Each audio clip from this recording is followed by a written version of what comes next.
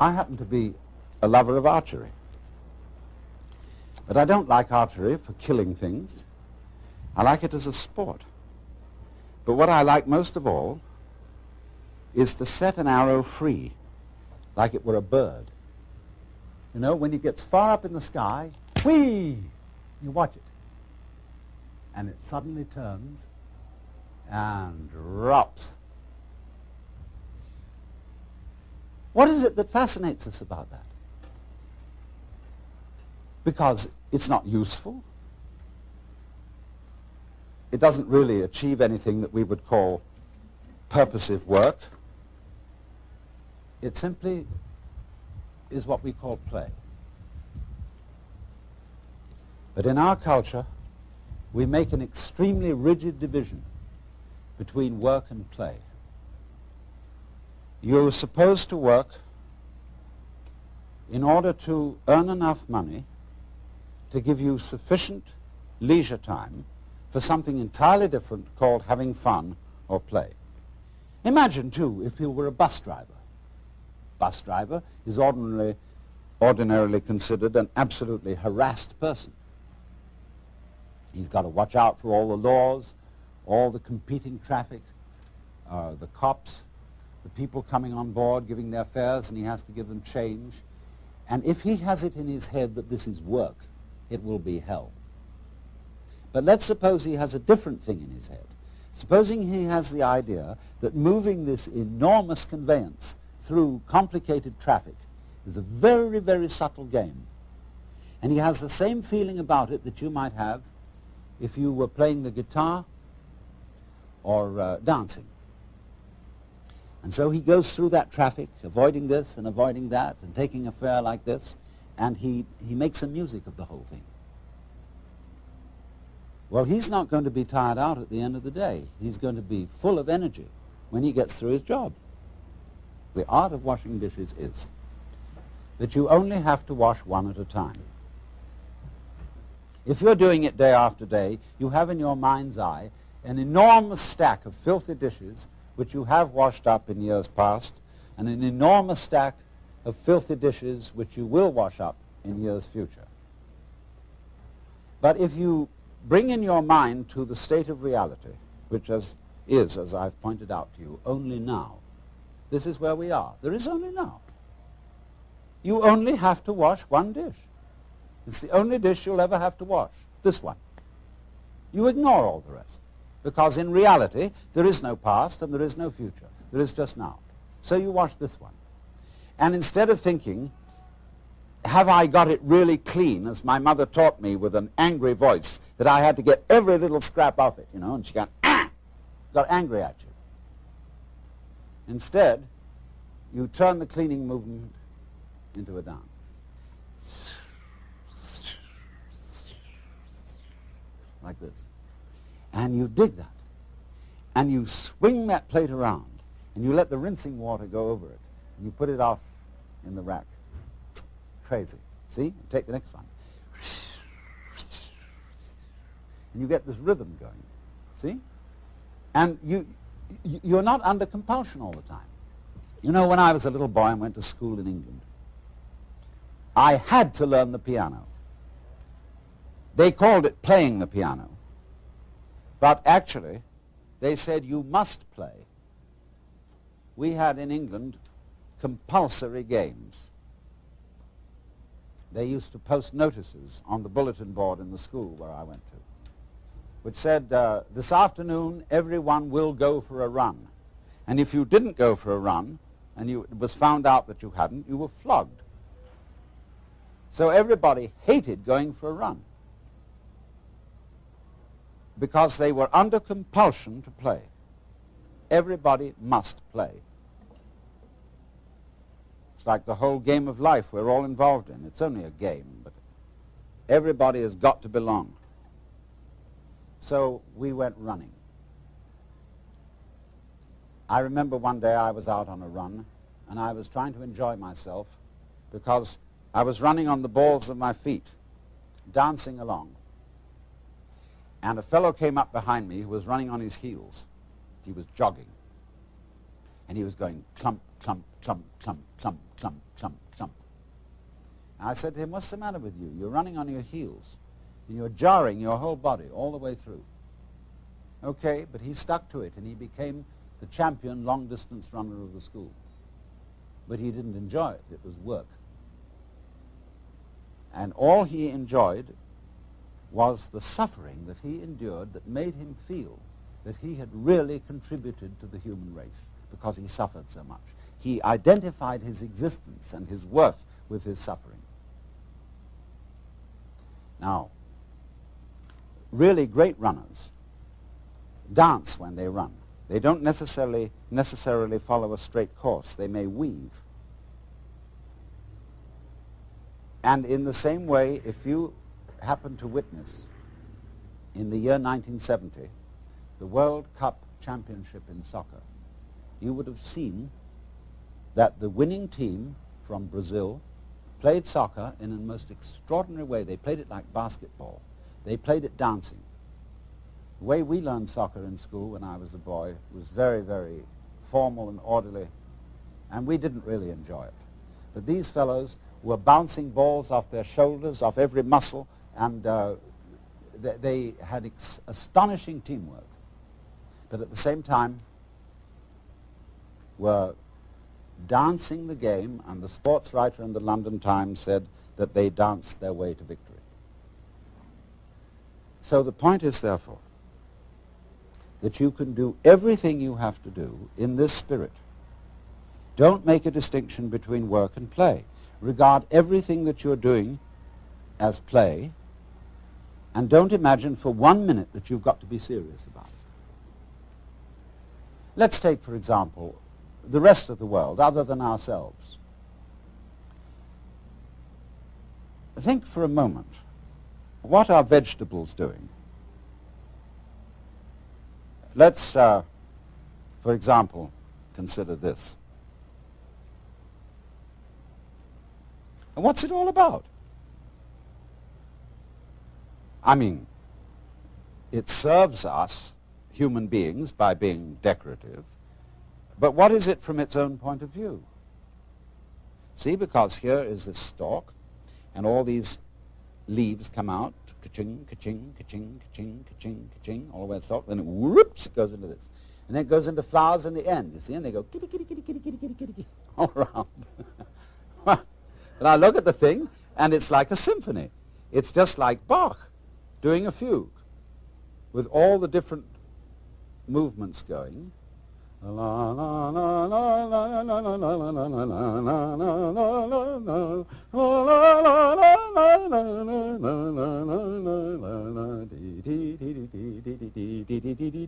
that's what it's about. Well, you say, it's using up air, it's using up energy, it's really not doing anything except being ornamental. And yet here's the whole vegetable world. Not only cactus plants like this, but all trees, roses, tulips, and edible vegetables, cabbages, celery, lettuce. They're all doing this dance. And what is it all about? Why do they do it? Well, we say, one must live. It's necessary to survive. You know, you really must go on. It's your duty. It's your duty to your children. But you see, the thing I feel is if you bring up your children that way and tell them that they ought to be grateful to you because you're doing your duty towards them, they will learn to bring up their children in the same way, and everybody will be depressed. There really is no necessity to go on living. We think, you know, it's part of our Western philosophy, that we think we have a drive to survive, that we must go on living. Because some big daddy said to us, you got to go on living, see? And you better make it, or else. Well, I've already explained to you on this show that the fear of death is completely absurd. Because if you're dead, you've got nothing to worry about. So you'll be all right. So in the same way, you must not No, I don't want to use that word, must not. Because I'm not trying to talk to you as an authority. I'm trying to talk to you as somebody who's opening your mind up, a helper, not a father figure. This thing here, this plant, I'm quite sure it doesn't say to itself, you ought to go on living. You've got an instinct to survive, which is something other than yourself and which you have to obey. See, I don't think of my own instincts as drives, which is the proper psychological term for them nowadays. I think of my instincts as myself. I don't say, excuse me, but I have an unfortunate desire to reproduce myself, and therefore I'm sexy, and would you please accommodate me? I don't say, excuse me, but I have to eat, and really it's absolutely necessary that I eat. I say, on the contrary, hooray! I am this desire to make love, and I am this desire to eat. It's not something else that pushes me around, it's me. Well, all right, but it doesn't have to go on. I don't feel so compelled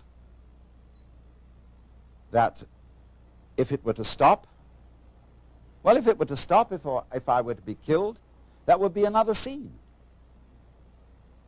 That would be a different form of the dance. If I'm in pain, people say, don't scream, don't cry, because screaming or crying is a perfectly natural reaction to pain. When a baby is first born, they cut the umbilical cord and somebody smacks it on the bottom, and the baby, yeah! See? That's the first thing in the world. There is in Zen Buddhism a koan which says that when the Buddha was born, he suddenly stood up and announced, above the heavens and below the heavens, I alone am the world-honored one. Well, everybody would say that was an extremely proud thing to say. So they give this to students of Buddhism as a problem. How could it be that the Buddha, as a little baby, was so proud as to make this pompous statement when he was born? And if you understand the problem correctly, you answer, see? Because that is the perfectly natural response to the painful event of being born into this world. But thereafter, we always say, baby, don't you cry. Shut up. We don't like to hear babies crying. Shut up. And therefore, we stamp out in human beings their natural release from the problem of pain. If you're in pain, cry. And if you can't do that, then pain is your problem. But if you can cry, and if you can let go in that way, pain is no problem. And if you get the shudders at death, the idea of death, the idea of not being here anymore, just get those shudders and dig them. Because the shuddering, isn't it curious? We sometimes say, you remember that song that said, I am not shivering 'cause I'm cold.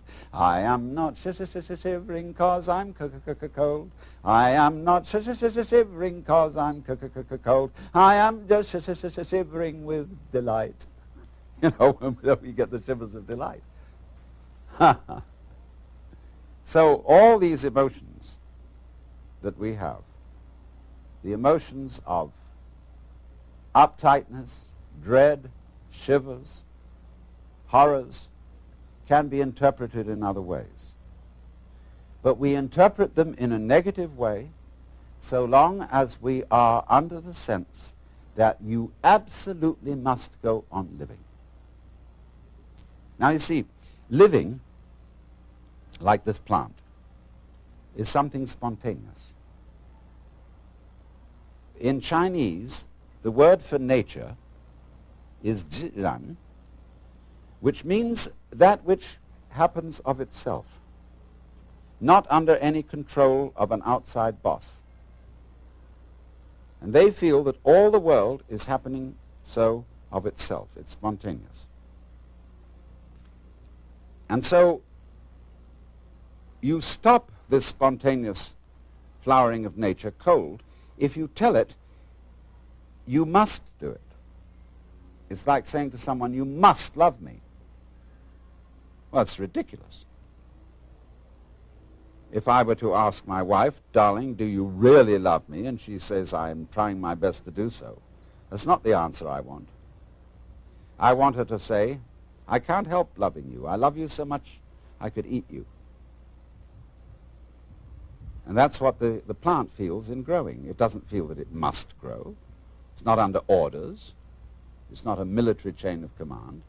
It does this spontaneously. So that when you try to command a spontaneous process, you stop it. It's like saying to someone, now, be unself-conscious. You know, there's a belief in India that if you think of a monkey while you're taking medicine, the medicine won't work. So therefore, when you take your vitamins or next pills, try not to think of a monkey. See? And that will completely tie up the spontaneous process, and it won't work. So all the things that we say to our children, like, well, you must have a bowel movement every day after breakfast. Try, darling, to go to sleep. Stop pouting. Take that look off your face. Oh, you're blushing. And make you feel guilty about blushing. See? All those things are attempts to say this one thing. Darling, little child, you are required to do what will be acceptable only if you do it voluntarily. And everybody on this account is completely mixed up, because we are trying to force genuine behavior. We all admire artists when we say they're unself-conscious. They seem so natural. They seem to dance or paint or talk or play the piano so effortlessly. Of course, a lot of work has gone into it. But if you are a great artist, your so-called periods of practice, when you sit for hours and study your technique on the piano,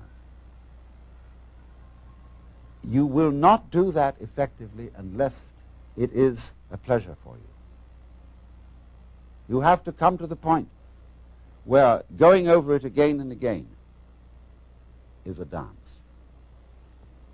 One of my friends is a great Hindu musician who has the most extraordinary technique in playing an instrument called the sarod. It's like an extremely sophisticated Hindu guitar.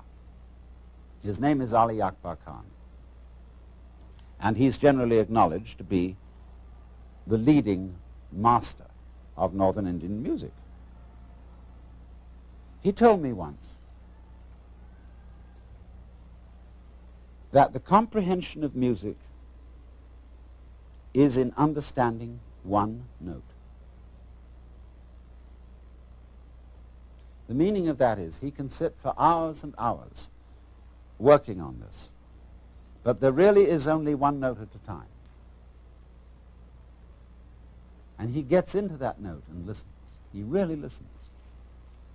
Gets into the sound. And it simply doesn't matter that it takes a long time, that he'll have to do this for many hours, because he's completely absorbed in listening to the sound he is now making. He's going with that vibration, as when you might chant, you see, like they do in yoga.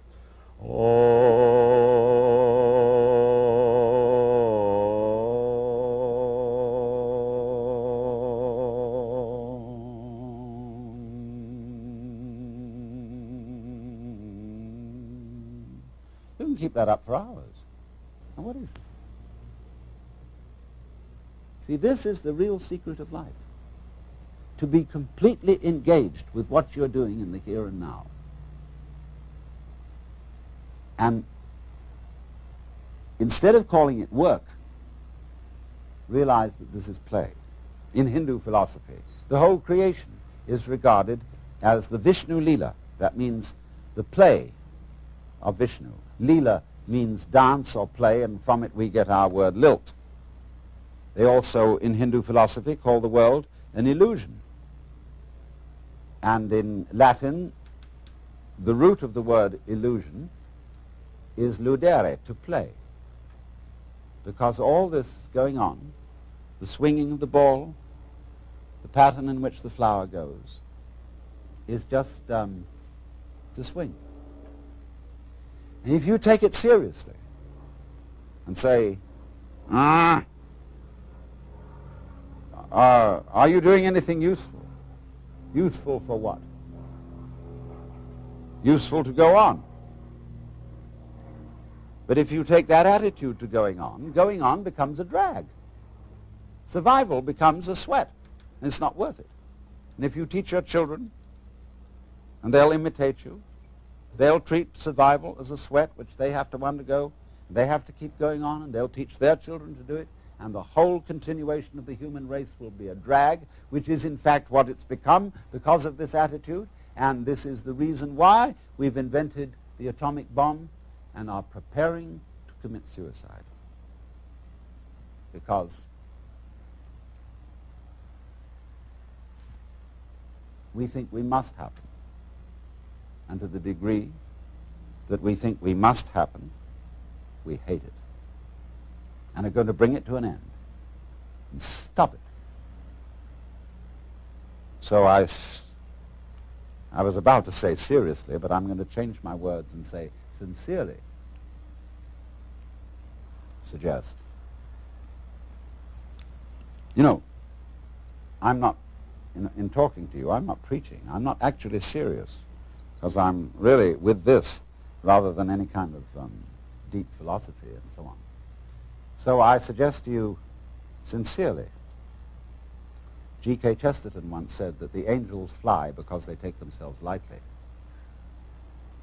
How much more so then he, she who is Lord of the angels? Huh.